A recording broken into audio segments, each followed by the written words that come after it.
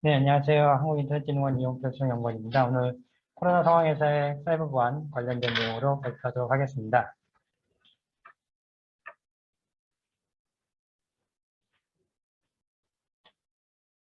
네, 순서는 이어갔고요. 어, 코로나하고 사이버 보안 관련된 걸 보시면 이제 코로나로 인해서 재택근무, 원격 수업, 비대면 쇼핑 등 이제 디지털 기반 생활 환경으로 이제 변화가 발생을 했고, 이에 따라서 생활 속 거리두기나 아니면 공직사에서도 재택근무 같은 형태, 그리고 민간을 위한 재택근무 종합 매뉴얼 이런 것들이 정부에서도 발표가 됐습니다. 이에 따라서 그 사이버 보안 측면에서는 굉장히 많은 사건, 사고들이 발생을 했고요. 순서대로 보면 작년 1월 20일 날 국내 코로나가 발생하고 나서 코로나 관련돼서 스매싱 공격들이 굉장히 많았습니다. 그래서 1월 말에 발생을 하고 나서 2월 말까지 거의 10,000건 정도의 스매싱 이 유포가 됐고요. 그런 것들이 취합이 되면서 관련돼서 스매싱 주의가 이제 발동이 됐고요. 그다음에 원격 수업이라든지 재택근무와 관련돼서 랜섬웨어 공격들이 발생을 하기 시작했습니다. 이런 것들이 이제 그 국내뿐만 아니라 해외도 마찬가지고요. 중국에서 코로나 발생 이후에 뭐 중국 의료기관을 대상으로 한 피싱, 스미싱 공격들이 있었고, 코로나19 관련돼서 영국 의료기관들 대상으로 랜섬웨어 공격이 있었고요. 미국 대상으로 헬스케어 관련된 기관들 대상으로 어, 랜섬웨어 공격 같은 경우가 3월 달에 이어서 쭉 발생을 했습니다. 그래서 이거는 전 세계적인 현상이 됐습니다. 이렇게 이제 코로나로 인해서 발생한 사이버 공격에 대해서 좀 어떤 식으로 각국 정부들이 대응을 하는지 이제 그런 것들을 이제 사실 오늘 이번 논문에서는 비교를 해서 함의점을 도출해보자는 게 주요 목적이고요. 그래서 문헌연구로 보면 작년에 코로나19 관련된 사이버 공격 및 대응 동향을 5월 달에 이용용 분이 이제 발표했었고요. 그 이후에 몇 가지 경우들이 있었습니다. 근데 이제 구체적인 케이스보다는 이제 러프하게 좀 다룬 게 이제 국내 연구의 이제 한계점이라고 보면 해외 쪽에서는 구체적인 사례를 가지고 이제 분석을 들어가기 시작했습니다. 랄리 교수 같은 경우 같은 실제 타임라인 상에서 사이버 공격이 발생을 하고 그로 인해서 사이버 공격에는 코로나 관련된 이벤트들이 발생을 하고 그 이벤트들에 대해서 사이버 공격들이 어떤 사이버 공격들이 있었는지 그래서 그거 연관성을 쭉 분석을 해서 실제 스미싱, 피싱 같은 공격이 있고 그리고 나서 후속적인 공격으로 인해서 악성 코드를 어떻게 다운받게 하는지 그리고 그 다음에 그걸 가지고 랜섬웨어 공격을 어떻게 하는지 이렇게 이어서 공격들이 이제 이어지는 것들을 연관성 분석을 이제 해봤고요. 그다음에 프라그너 교수 같은 경우는 실제 이제 사이버 공격, 그러니까 이런 코로나19 같은 이벤트가 실제 그 사이버 공격의 어떤 성공률을 굉장히 높여주고 있다라는 그런 경험적인 것들을 조사를 해서 발표를 하기도 했습니다. 그래서 일단 저희 언택트 환경의 보안 위협은 뭐 이건 간단하게 넘어가겠습니다. 원격 근무나 화상회의 관련돼서 공격들이 이제 발생할 수 있는 보안 위협이 있다는 말씀이고요. 실제 보면 보안 위협 같은 경우 보면 물리적 위협, 인적 위협, 기술적 위협들이 있습니다. 이거는 그냥 넘어가겠습니다. 화상회의에서도 마찬가지로 물리적, 기술적, 인적 위협이 있고요. 넘어가겠습니다.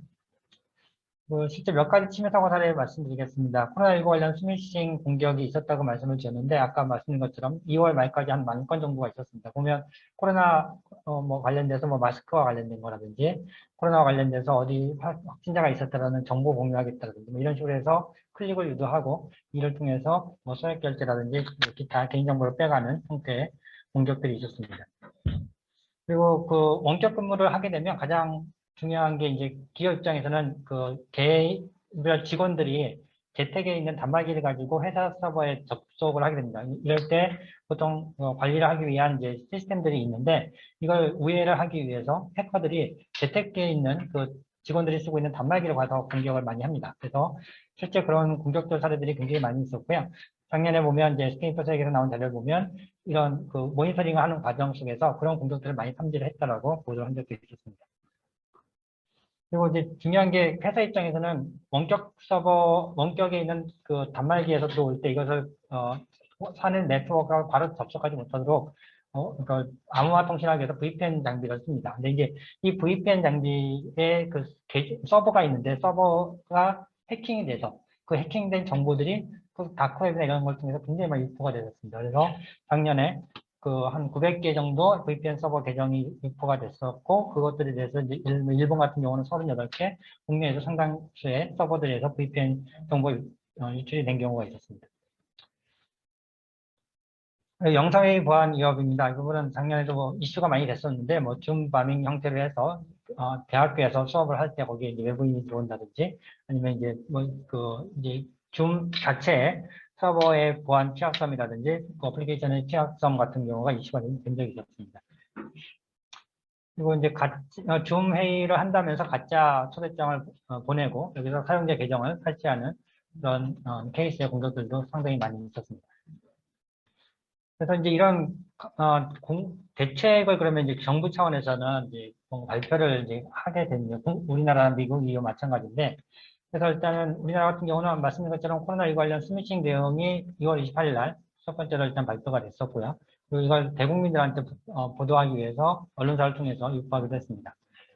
그리고 그 두 번째는 비대면 업무 환경을 위한 보안 지침을 만들어서 일단은 보급을 시키기 시작했습니다. 그래서 지침하고 그다음에 가이드가 만들어져서 이어서 가이드는 이제 6월 달에 만들어졌죠. 그리고 우리나라 같은 경우는 좀 특이한 게 기존에는 기업들 대상으로 서비스를 했었는데 이제 엔드단으로 넘어오면서 실제 개별 일반 국민들을 대상으로 직원들을 대상으로 하는 보안 서비스가 필요하게 됩니다. 그래서 이 부분을 위해서 개인 PC 보안 강화라는 그래서 그 과제가 작년 하반기부터 신규 과제로 일단 서비스가 들어갔습니다. 그래서 저희가 신청을 하면 내 PC 돌빔이라는 서비스를 해서 원격에서 단말기에 붙어서 문제점이 없는지를 다 점검을 해주고 필요하면 이제 악성 코드 같은 게 있는지 탐지하고 제거해주는 작업까지 지원을 해주고 있습니다. 그다음에 두 번째는 그걸 비대면 서비스를 운영하고 있는 그런 기업 입장에서는 그 서비스에 대한 시스템의 취약점이 있는지를 점검해주는 서비스가 필요합니다. 그래서 이 사업도 작년에 추가적으로 확대가 됐고요. 그래서 실제 기업들이 신청을 하면 서비스에 취약점이 있는지를 저희가 직접 점검을 해주는 서비스가 있습니다. 그리고 그다음에 이제 서비스를 새로 개발하는 개발사 입장에서는 그 개발하는 업체를 지원해 주는 게 또 필요합니다. 그래서 그 비대면 서비스 개발 과정의 보안을 처음부터 들어갈 수 있도록 하기 위한 신규 사업은 올해 사업이 신규로 런칭이 됐습니다. 이것에 비해서 해외 같은 경우는 일단 우리나라하고 해외하고 가장 큰 차이점은 해외는 첫 번째 대책을 이제 발표를 하면서 뭘 발표를 하냐면 이규직티브, 그러니까 경영진 대상으로 먼저 쏩니다. 그러면 경영진들은 리스크 관리 차원에서 뭐가 필요한지를 빨리 점검해봐. 그래서 이런 부분들이 중요하니까 그런 부분 점검해봐. 이게 첫 번째 노트입니다. 이게 국내하고 해외하고 가장 큰 차이점이고요. 그래서 이제 그 다음에 뭐 VPN 관련된 문제점이 있다든지, 그다음에 얼럿 그런 과정을 띄우고, 그리고 나서 이제 관련된 것들이 쭉 분야별로 이제 이게 나오고 있습니다. 그리고 나서 그럼에도 그나마 이제 미국 같은 경우에 의료기관 쪽 관련된 공격들이 워낙 많다 보니까 의료기관을 대상으로 작년 3월부터 11월 달까지 취약점 점검을 해줬습니다. 정부 차원에서. 이건 굉장히 의례적인 얘기고요. 예외적인 케이스고요. 예외적인 케이스인데도 불구하고 어쨌든 그런 결과를 올해 1월 달에 얘들도 발표했습니다. 그리고 이제 EU 같은 경우는 주로 이제 애니사라는 조직을 통해서 뭐가 이슈가 나왔으니까 어떻게 하세요? 어떻게 했으니까 가이드나 지침 형태로 주로 EU 같은 경우는 발표를 하고 마무리를 했습니다. 그래서 이제 국내 공통점하고 차이점을 보면 공통점은 가장 시간적으로 일단 차고 터지니까 급하게 우선 포괄적인 가이드나 지침 만들고 그다음에 세부적으로 대응 범위 가이드 내용을 구체적으로 제시한 형태로 됐고요. 차이점은 아까 말씀드린 것처럼 국내에서는 기업들의 개인들의 엔드탄 보안하기 위한 취약점 점검까지를 직접 저희가 정부 차원에서 나서서 서비스를 하는 것이 특이점이고 차이점은 해외 같은 경우는 경영진을 아까 대상으로 제일 먼저 리스크 관리 차원에서 언론을 해줬고 발표해줬고 그리고 나서는 정부의 직접 사업이 생각보다 많지 않았다. 이런 점에서 좀 차이점이 있습니다. 네, 이상 발표 마치겠습니다. 정말 너무 많은 내용을 빠르게 잘 전달해 주셔서 감사합니다.